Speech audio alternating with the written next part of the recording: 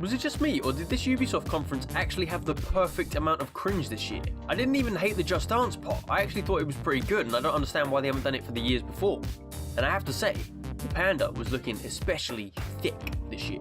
Straight after the Just Dance opening, we got to see Beyond Good and Evil 2, which I didn't expect to see so early in the show. And if I'm being honest, I'm actually kind of excited for it now. If you didn't see my Ubisoft prediction video, I'll leave a link to it in the top right, but I don't know why you'd watch it because, because it's over now. But hey, whatever gets your engine running, my friend. My main point was that I just didn't see why this was Beyond Good and Evil 2. It just looked like the only association between the two was by name. And I know it's still early days yet, but I think I may have been wrong, which makes me very, very happy. I still think the main gameplay mechanics won't be carried over, but that's fine. Things have changed. It would be weird if they were the same. What really warmed me up to the game was seeing Paige. This may just be the nostalgia talking, but as soon as I saw that damn pig, everything just clicked right into place. The pre-alpha gameplay that they showed looked pretty intriguing. The vehicle maneuverability looks especially fun. However, if you've been following this game since the announcement, none of the gameplay shown off at the conference is really anything new. The game is still years away though, so I think the earliest we should expect any kind of full gameplay demo is next E3. Something that completely sucker punched me was Joseph Gordon-Levitt coming out on stage. Look at him, isn't he so handsome? But the announcement he brought with him was really amazing. Ubisoft is collaborating with Hit Record, Joseph's organization, to create content for the game.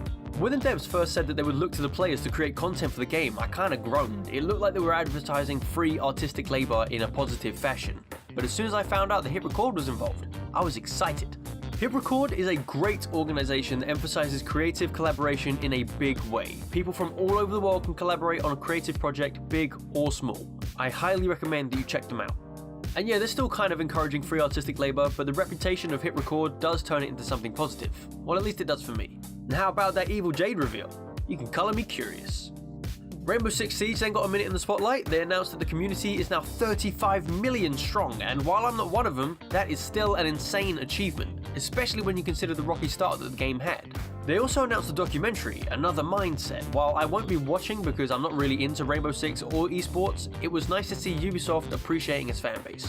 Then the Prime Minister of Finland came out to talk about Trials Rising. Whilst this guy is mega cringy, I can't help but fall in love with him a little bit more every time.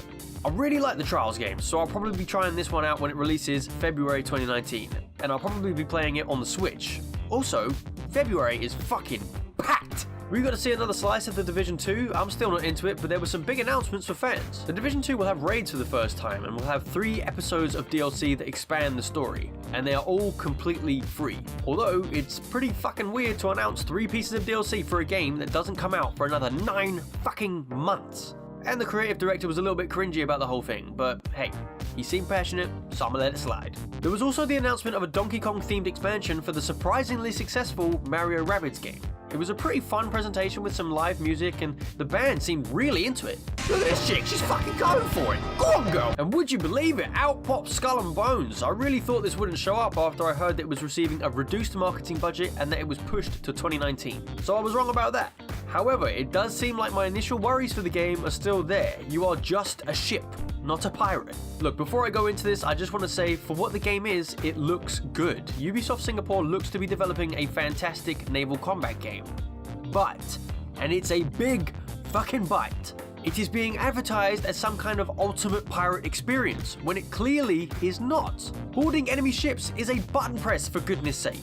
The existence of this game just seems so bizarre, especially when you consider that Ubisoft also put out Assassin's Creed Black Flag, which is probably the closest thing to an actual pirating experience that we've got. Why have Ubisoft asked, or allowed, their Ubisoft Singapore studio to take and develop just the naval combat aspect of that game? And yes, it was fun in Black Flag, but only because there was a variety in it. When you got bored of fighting ships, you could explore islands or deep dive in the ocean. Anyway, that's enough for Skull and Bones. I'll save the rest for next year when we see it. So, after Skull and Bones, Frodo came out to talk about his studio's game, Transference. We've known about this game for a while now, but not really had any idea of what it actually is, and after seeing it from the conference, I'm still not quite sure. But from what I can tell, it seems to be some kind of film, gaming, VR hybrid.